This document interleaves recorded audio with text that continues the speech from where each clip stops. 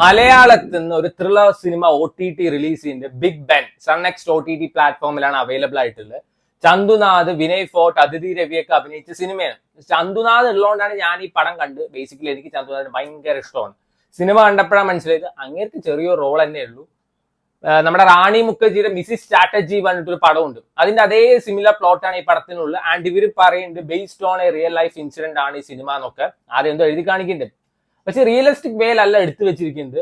ഇടയ്ക്ക് എനിക്ക് തോന്നിയത് ആഡം ജോണിന്റെയും അതേപോലെ തന്നെ മിസിസ് ചാറ്റർജിയുടെ ഒരു മിക്സ് ആയിട്ടാണ് തോന്നിയത്. പക്ഷെ ആ രണ്ട് സിനിമ കണ്ടപ്പോഴേ എനിക്ക് ഭയങ്കര ഇമോഷണൽ കണക്ഷൻ കിട്ടിയിട്ടുണ്ടായിരുന്നു. ഇതിൽ സീറോ ഇമോഷണൽ കണക്ഷൻ എന്ന് വേണമെങ്കിൽ പറയാം.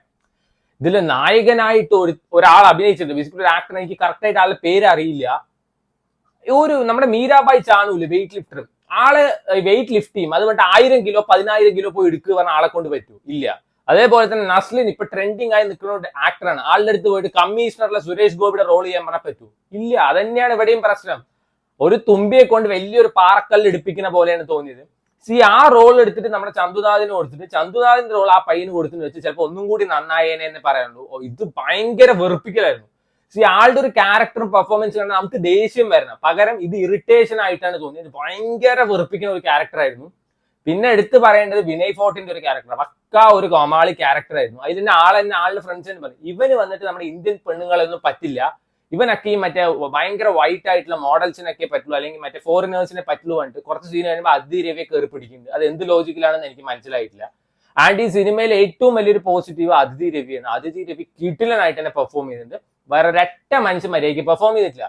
ഇഷ്ടം പോലെ കാസ്റ്റ് ഉണ്ട്. മിയ ഉണ്ട്, അതേപോലെ തന്നെ നമ്മുടെ മറ്റേ വിജയ് ബാബു ഉണ്ട്, എല്ലാവരും ഉണ്ട്. മിയൊക്കെ പാടത്ത് നിർത്തിയ കോലം പോലെയാണ്. ഒരു ഡയലോഗ് എന്തോ ഉണ്ട്. വിജയ് ബാബു പിന്നെ എന്തിനോ വേണ്ടി തിളക്കുന്ന ഒരു സാമ്പാർ പോലെ ആയിട്ടായിരുന്നു. ഇതിൽ ചില സമയത്ത് ഡയലോഗ് ഒക്കെ കേട്ടപ്പോൾ എനിക്ക് ആഡം ജോണാണ് ഓർമ്മ വന്നു. ആ സിനിമ എനിക്ക് ഭയങ്കര ഇഷ്ടപ്പെട്ട സിനിമയായിരുന്നു കേട്ടോ. പലരും ഭയങ്കര മോശം പറഞ്ഞൊക്കെയാണ്, പക്ഷെ എനിക്കൊരു അണ്ടർ റേറ്റഡ് സിനിമ ആയിട്ടാണ് തോന്നിയത്. ആ സിനിമയൊക്കെ കാണുമ്പോൾ കിട്ടുന്ന ഒരു ഇമോഷണൽ കണക്ഷൻ ഒന്നും പേഴ്സണലി എനിക്ക് ഈ സിനിമയെ കിട്ടിയിട്ടില്ല.